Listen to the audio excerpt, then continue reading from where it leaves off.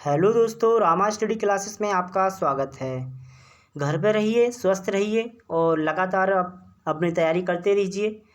आइए देखते हैं कुछ महत्वपूर्ण करंट अफेयर्स। पहला क्वेश्चन है, भारत सरकार ने परेशानी मुक्त कृषि परिवहन के लिए एप्लीकेशन को लॉन्च किया है। तो किस एप्लीकेशन को लॉन्च किया? ऑप्शन है ट्रांसपोर्ट रथ को, बी परिवहन रथ को, या सी कृषि रथ को, या डी किसान रथ को। तो इसका राइट आंसर है सी कृषि रथ को। ये एक एप्लीकेशन लॉन्च की गई है सरकार के द्वारा। अब ये क्या काम करेगी? तो ये वर्तमान में जो कृषि परिवहन है उसको मदद करेगी। यानी जो कृषि उपज है उसे मंडियों तक पहुंचाना है। कहाँ तक पहुंचाना है? मंडियों तक पहुंचाना है, मंडी में लेके जाना है। तो अगर किसानों को इससे समस्या है कि परिवहन नहीं मिल रहा है क्योंकि लॉकडाउन चल रहा है, पूरा भारत बंद है, तो इसी दौरान सरकार ने, पिछली वीडियो में बताया था, सरकार ने एक टोल फ्री नंबर भी बताया है 180018042000। ये एक टोल फ्री नंबर है जिससे कि आप कोई भी परिवहन बुक कर सकते हैं। ठीक है, क्योंकि भारत सरकार ने लगभग 6 लाख ट्रकों की ये सुविधा की है, क्योंकि कोई भी किसान का कोई भी उपज बेकार ना जाए, मंडी तक पहुंच जाए। ठीक है, अब बात करें वर्तमान में कृषि मंत्री कौन है? तो नरेंद्र सिंह तोमर वर्तमान में कृषि मंत्री हैं। ठीक है, नेक्स्ट क्वेश्चन की ओर चलते हैं। हाल ही में अंतर्राष्ट्रीय मुद्रा कोष ने वर्ष 2020-21 में वैश्विक विकास दर कितनी रहने का अनुमान लगाया है? ऑप्शन ए 2%, बी 3%, सी 4%, या डी 5%। तो इसका राइट आंसर है बी 3%।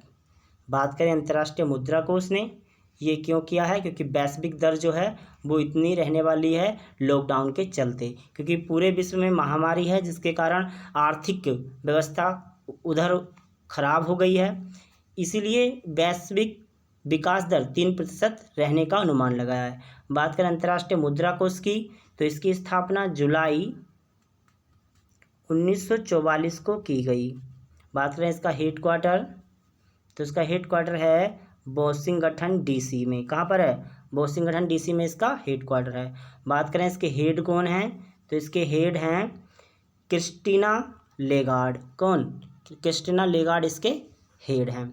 नेक्स्ट क्वेश्चन की ओर चलते हैं। आरबीआई बैंक ने भारतीय अर्थव्यवस्था को हो रहे नुकसान से बचाने के लिए रिवर्स रेपो रेट में कितनी कटौती की है? तो option A 0.20%, B 0.25%, C 0.30%, D 0.50%। तो इसका राइट आंसर है वी 0.25% के रिवर्स रेपो रेट में कटौती की है। रिवर्स रेपो रेट क्या होता है? तो बैंकों द्वारा आरबीआई को जो ब्याज दिया जाता है, यानी बैंकों के द्वारा जो छोटी बैंक हैं उनके द्वारा जो आरबीआई को ब्याज दिया जाता है ऋण पर, उसी को हम रिवर्स रेपो रेट कहते हैं। ठीक है, अब आरबीआई की बात करें तो आरबीआई की स्थापना कब की गई थी? इसकी स्थापना 1 अप्रैल 1935 को की गई थी। कब की गई थी? 1935 को इसकी स्थापना की गई थी। ठीक, बात करें इसका हेड क्वार्टर तो मुंबई में है। कहाँ पर है इसका हेड क्वार्टर? तो इसका हेड क्वार्टर मुंबई में है। बात करें इसके हेड कौन है? तो हेड हैं गवर्नर, यानी गवर्नर कौन है? तो गवर्नर हैं शक्तिकांत दास, जो कि 25वें हैं। शक्तिकांत दास इसके गवर्नर हैं वर्तमान में आरबीआई के। बात करें कि वर्तमान में कितनी रिवर्स रेपो रेट है, जो कि इसका राइट आंसर, तो 0.25% कटौती की गई है। तो वर्तमान में ये 4% से घटकर 3.75% रह गया है। ठीक है, और इसमें आरबीआई बैंक के जो गवर्नर हैं उन्होंने एक घोषणा और की है कि भारत इस बैंकें जो हैं इस तंगी से, लॉकडाउन के चलते अर्थव्यवस्था में जो गड़बड़ा गया है उसको ध्यान में रखते हुए 1 लाख करोड़ रुपए देने की घोषणा की है। 1 लाख करोड़ रुपए जो हैं वो किसे दिए जाएंगे? बैंकों को दिए जाएंगे, जिससे कि जनता को ब्याज के रूप में दिया जाए, जिससे कि वे अपना व्यवसाय शुरू करें। ठीक है, तो ये भी ध्यान रखेंगे। नेक्स्ट क्वेश्चन की ओर चलते हैं।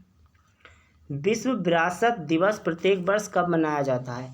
ऑप्शन ए 15 अप्रैल, बी 16 अप्रैल, या सी 17 अप्रैल, या डी 18 अप्रैल। तो इसका राइट आंसर है डी 18 अप्रैल। ठीक है, 18 अप्रैल को विश्व विरासत दिवस मनाया जाता है प्रत्येक साल।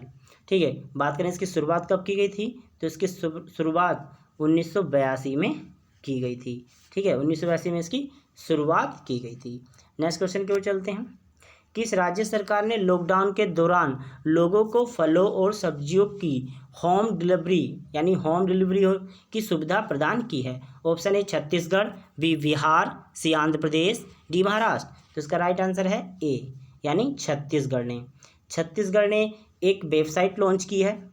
ठीक है, एक वेबसाइट लॉन्च की है जिस पर आप क्या करेंगे, वहाँ सब्जी या फलों को बुक करके रजिस्टर करके मंगा सकते हैं। तो उस वेबसाइट का क्या नाम है? CGHAAT यानी CG हार्ट करके एक वेबसाइट है जिस पे आप फलों को मंगा सकते हैं। ठीक है, बात करें छत्तीसगढ़ की, तो छत्तीसगढ़ के वर्तमान CM कौन है? तो वर्तमान CM कौन है? भूपेश बघेल वहाँ के वर्तमान मुख्यमंत्री हैं। कौन? भूपेश बघेल वहाँ के वर्तमान मुख्यमंत्री हैं। और गवर्नर कौन है? गवर्नर हैं अनुसुईया उइके। गवर्नर कौन है? अनुसुईया उइके वहाँ की गवर्नर हैं। नेक्स्ट क्वेश्चन की ओर चलते हैं। हाल ही में RBI किस बैंक के लाइसेंस को रद्द कर दिया? ऑप्शन ए देना बैंक, बी कॉरपोरेशन बैंक, या सी महापास अर्बन बैंक ऑफ गोवा, या डी केनरा बैंक। तो इसका राइट आंसर है सी महापास अर्बन बैंक ऑफ गोवा। तो RBI ने हाल ही में एक इस बैंक के लाइसेंस को रद्द कर दिया क्योंकि इसने अभी अभी बैंक को शुरुआत किया था और इसमें कोई भी अर्थव्यवस्था को लेकर प्लान नहीं किया गया, इसलिए इसकी लाइसेंस को रद्द कर दिया RBI बैंक ने। ठीक है, बात करें RBI की, तो अभी बताया मैंने RBI की स्थापना कब की गई थी? 1 अप्रैल 1935 को इसकी स्थापना की गई थी और इसका मुख्यालय कहाँ पर है? मुंबई में। और इसके हेड कौन है यानी गवर्नर कौन है? तो शक्तिकांत दास के 25वें गवर्नर हैं। नेक्स्ट क्वेश्चन की ओर चलते हैं। भारत संचार निगम लिमिटेड के वर्तमान अध्यक्ष कौन है? ऑप्शन ए श्रीवास्तव, या बी PK पुरवार, या सी RK भदौरिया, या डी मनोज कुमार। तो इसका राइट आंसर है वी PK पुरवार। यानी PK पुरवार जो हैं वो BSNL के किसके? BSNL जो है भारत की राष्ट्रीय कंपनी है, तो इसके अध्यक्ष जो हैं वो PK पुरवार हैं। बात करें BSNL की, तो BSNL की स्थापना 5 सितंबर 2000 को की गई थी। 5 सितंबर 2000 को की गई थी। अब ये चर्चा में क्यों है? तो चर्चा में इसलिए है कि BSNL के जो अध्यक्ष हैं उन्हें कार्यप्रभार सौंपा गया है MTNL का। किसका? MTNL का कार्यप्रभार सौंपा गया है। अब MTNL की बात करें तो महानगर टेलीफोन निगम लिमिटेड है इसकी फुल फॉर्म। सही है, इसका भी इन्हें CEO और अध्यक्ष के रूप में इनका कार्यभार सौंप दिया गया है। ठीक है, नेक्स्ट क्वेश्चन की ओर चलते हैं। एशियाई पैरालंपिक 2022 के खेलों का शुभांकर क्या चुना गया है? ऑप्शन ए लाइफाई, बी चिड़िया, या सी तोता, या डी फेई फेई। तो इसका राइट आंसर है डी फेई फेई एक डमी चिड़िया है। क्या है? एक डमी चिड़िया। ठीक, अब डमी चिड़िया है तो इसे क्या चुना गया है? एशियाई पैरालंपिक 2022 के खेलों का शुभांकर चुना गया है। बात करें कि इन खेलों का आयोजन कहाँ किया जाएगा, तो इनका आयोजन किया जाएगा चीन में। सही है, चीन में। और कब?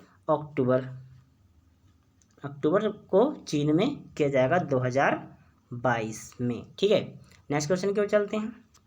हाल ही में किस देश में प्रस्तावित यूनेस्को को विश्व धरोहर समिति का 44वें सत्र को स्थगित किया गया है यानी स्थगित किया गया है? तो देखेंगे, option A Pakistan, B Bangladesh, या सी अजरबैजान, या डी चीन। तो इसका राइट आंसर है चीन। चीन में 44वां सत्र होना था किसका? यूनेस्को के विश्व धरोहर समिति का। ठीक है, अब इसे क्या कर दिया गया है? इसे पोस्टपोन कर दिया गया है। क्या कर दिया गया है? इसे पोस्टपोन कर दिया गया है। और ये कब होना था? तो ये जून में होना था। कब होना था? ये जून में होना था। बात करें ये 2020 का 44वां सत्र है। बात करें 43वें की, तो कहाँ किया गया था? तो अजरबैजान में 2019 में किया गया था। ठीक है, 2019 में कहाँ किया गया था? अजरबैजान में किया गया था। और 44वां कहाँ किया जाना था? चीन में, जो कि रद्द कर दिया गया है। ठीक है। बात करें यूनेस्को की, तो यूनेस्को की जो स्थापना है वो 4 नवंबर 1946 में की गई थी। कब की गई थी? 4 नवंबर 1946 में। कब की गई थी? 4 नवंबर 1946 में इसकी स्थापना की गई थी यूनेस्को की। और ये क्या करता है? ये विश्व धरोहर यानी विश्व के जो प्राचीन स्थल हैं उनको धरोहर के रूप में शामिल करता है। ठीक है। नेक्स्ट क्वेश्चन की ओर चलते हैं। किस राज्य सरकार ने एसएस कोरोना नामक एप्लीकेशन लॉन्च किया है? Option A Delhi, B Bihar, C Andhra Pradesh या डी महाराष्ट्र। तो इसका राइट आंसर है ए दिल्ली। दिल्ली सरकार ने एसएस कोरोना नामक एक ऐप्स लॉन्च किया है। एसएस कोरोना का मतलब है कि इसमें क्या किया जाएगा कि आप अपने फ्लू यानी फ्लू के लक्षणों को क्या कर सकते हैं? आप शेयर कर सकते हैं। लक्षणों को क्या करना है? शेयर करना है। शेयर करने का मतलब साझा करना है। साझा करेंगे तभी तो आप बचेंगे। यानी आपको बताना है कि मेरे सर्दी जुकाम या कुछ बुखार फीवर है मुझे, और आप इसके माध्यम से बता देंगे तो सरकार आपको क्वारंटाइन करके आपका इलाज शुरू कर देगी। अगर आप बताएंगे नहीं तो आप अपने पूरे परिवार में फैला सकते हैं या अन्य स्थलों में भी फैला सकते हैं। ठीक है। तो आप सरकार की मदद के लिए यानी ये हेल्प के रूप में काम करेगा ऐप्स। तो ये दिल्ली सरकार ने लॉन्च किया है एसएस कोरोना। ठीक है। नेक्स्ट क्वेश्चन की ओर चलते हैं, यानी जो कि आज का क्यूज है। विज्ञान प्रौद्योगिकी विभाग ने किस एकीकृत भू स्थानिक प्लेटफॉर्म को शुरू किया है? कमेंट सेक्शन में इसका आंसर जरूर बताइएगा। दूसरा क्वेश्चन है, भारतीय स्टेट बैंक ने कब तक एटीएम लेन देन पर कोई भी सेवा शुल्क नहीं लगाया है, यानी कोई सेवा शुल्क नहीं लेगा? तो इसका राइट आंसर भी बताना है। कल के क्विज का आंसर देख लेते हैं। विश्व कला दिवस प्रत्येक वर्ष कब मनाया जाता है? तो इसका राइट आंसर था 15 अप्रैल। दूसरा क्वेश्चन था, विश्व हीमोफीलिया दिवस कब मनाया जाता है? तो इसका राइट आंसर था 17 अप्रैल को विश्व हीमोफीलिया दिवस मनाया जाता है। बात करें ये हीमोफीलिया जो है ये एक रोग है जिसमें कि मानव के शरीर का ब्लड स्रावित होने लगता है। ठीक है। मानव के जो शरीर का ब्लड है वो स्रावित होने लगता है, इससे किडनी या हार्ट्स वगैरह में ये फैल जाता है एकदम से, तो ये रुकता नहीं है, इसलिए हीमोफीलिया कहते हैं। हीमोफीलिया बी जो जब सबसे खतरनाक रोग है इसी में। और अगर हमारी वीडियो आपको हेल्पफुल लगती है या आपको पसंद आती है तो लाइक शेयर और कमेंट करना ना भूलें और सब्सक्राइब भी ज़रूर करें।